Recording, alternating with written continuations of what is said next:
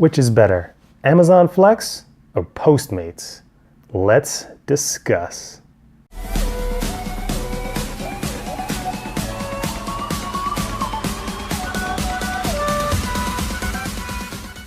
Hey YouTube, it's GigStacker and welcome to GigStack Mondays. I recently received this question from YouTube user Samson Taylor asking, which is better, Postmates or Amazon Flex? Or do you do both? Amazon Flex during the day and Postmates when you don't have any more blocks. Samson, thanks for the question. I originally posted this response, but I wanted to go more in depth. The simple answer is that Amazon Flex is better than Postmates, but I'll break down why. And just for clarity, I am discussing Amazon Flex logistics package delivery and not Amazon Prime Now food delivery. Let's start with Postmates. On the positives. So far, I can think of two. With Postmates, you can pretty much work anytime you want without having to schedule it. You just turn on the app and you go. And you wait for orders to come in, and that's that.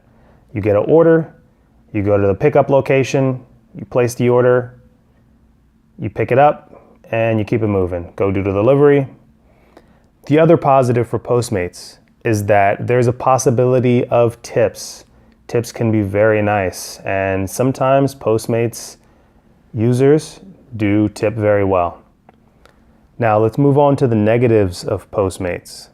With Postmates, you generally don't have orders that are pre-ordered and prepaid, which means that you have a longer wait time. So you have to order the food and then wait for the food to be made, and then you can go and drop it off.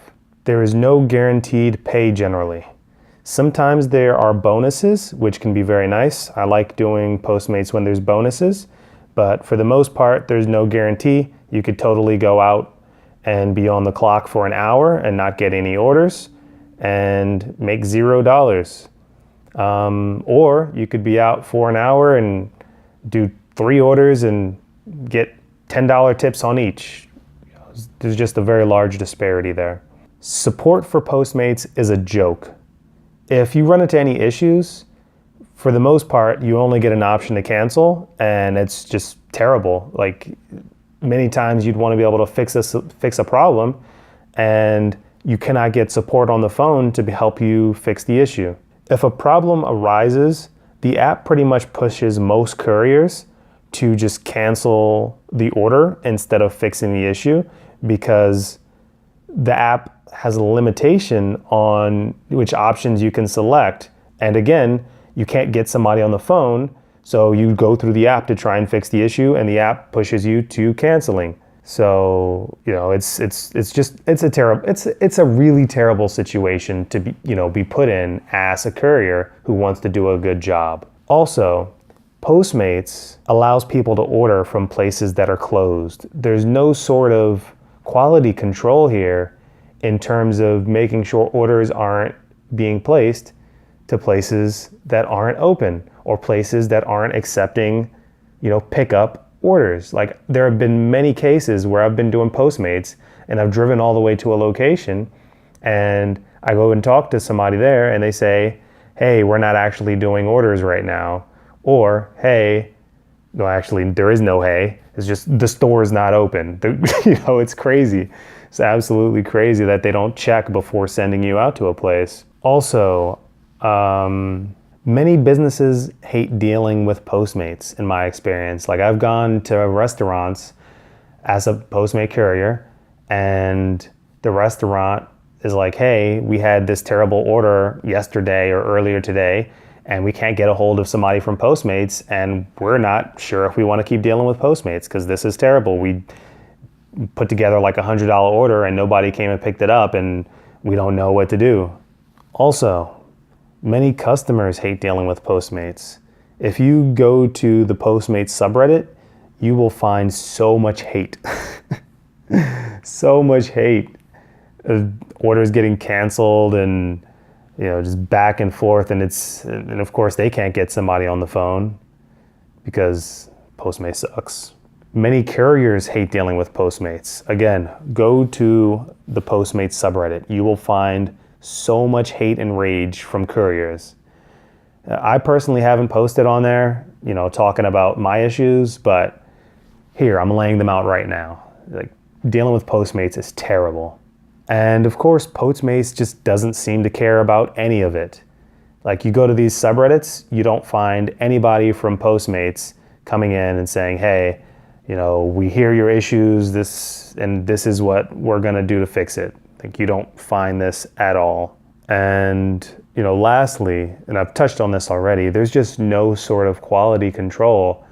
Like, Postmates, it just seems like they don't care. Like, if, in my mind, it feels like Postmates was like created by some rogue algorithm and there are no humans that actually work for Postmates. It's like it's some robot that has no feelings. That's what dealing with Postmates feels like, and it's not a good feeling. All right, now on to Amazon Flex. All right, with Amazon Flex, here are the positives. Amazon Flex is simple.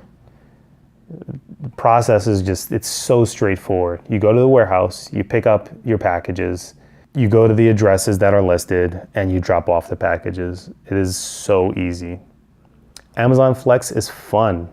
For me, I can put on some music or listen to podcasts while I'm driving around, and it's just a really nice, easy, fun experience. It's also a really great workout if you let it be. So for me, I try to complete my blocks as quick as possible. And, especially with some of the packages being heavier, it's nice to carry it and get a nice jog or a run, back and forth to the houses.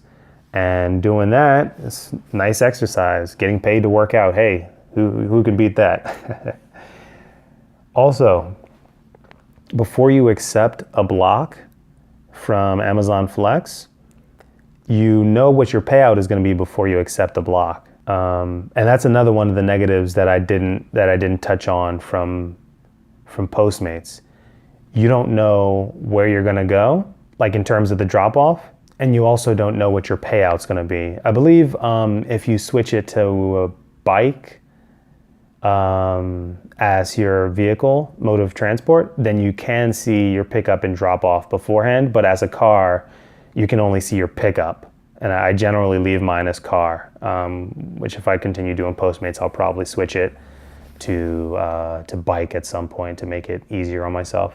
So with Amazon Flex, you can see your total payout before you accept the block. So, most of the times it's 18 hours. That's the minimum. Yeah, so the $18 per hour is the minimum payout. And sometimes it can go up to like $20 or $25 per hour. And then on top of that, if you get quick, then you can turn that $18 an hour into more by finishing your blocks quicker. So, the harder you work and the smarter you work, the more your hourly pay becomes. One other really nice thing that I love about Amazon Flex is that it's one pickup and the rest drop-offs compared to Postmates, where pickup, drop-off, pickup, drop-off, pickup, drop-off. With Amazon Flex, you go to this one location, you pick up a bunch of packages, 20, 30, 40, 50 packages, however much it is for your block, and then you go to a neighborhood and it's like, boom, you hit house number 1, go down 2 houses, hit house number 4, go down a couple more houses, hit house number 7 or 8, and you go to the next neighborhood, and it's so simple. And another thing that's really awesome about Amazon Flex is that it's easy to get a live human on the phone. Like, you can tell Amazon Flex is not run by an algorithm. It's there are actually humans that work for this company. And if you ever have any problems, you call the support number, and it's so easy and so quick to get support on the phone, and they are so helpful. It's not like you're getting sent to some call center in India, or something like that. Oh, goodness. I mean, just thinking about it, it just makes me feel good. Compared to thinking about Postmates and my blood starts boiling. Oh, Goodness gracious. All right, now those are the positives of Amazon Flex. Here are some of the negatives of Amazon Flex. Getting blocks can sometimes be difficult, which makes it hard to rely on Amazon Flex for consistent income. Now, me personally, I don't rely on Amazon Flex for a consistent income. I do Amazon Flex because it's fun and because it's a nice way to make some extra money. But if you're going into Amazon Flex thinking that this is going to be your main gig, think again. There are issues with people using bots to pick up the to scoop up the blocks as soon as they drop, and that makes it difficult for couriers to get blocks. But there's different YouTube videos out there that can teach you how to fight against the people who are using bots and how to do it better. I personally haven't tried any of these techniques really. Like I get them as they come because, again, I don't really care about making a lot of money with Amazon Flex. I do it because it's fun. The other negative for Amazon Flex is that the warehouse locations can be very far from like the city center, making it a long drive to get to your pickup location, which can kind of suck.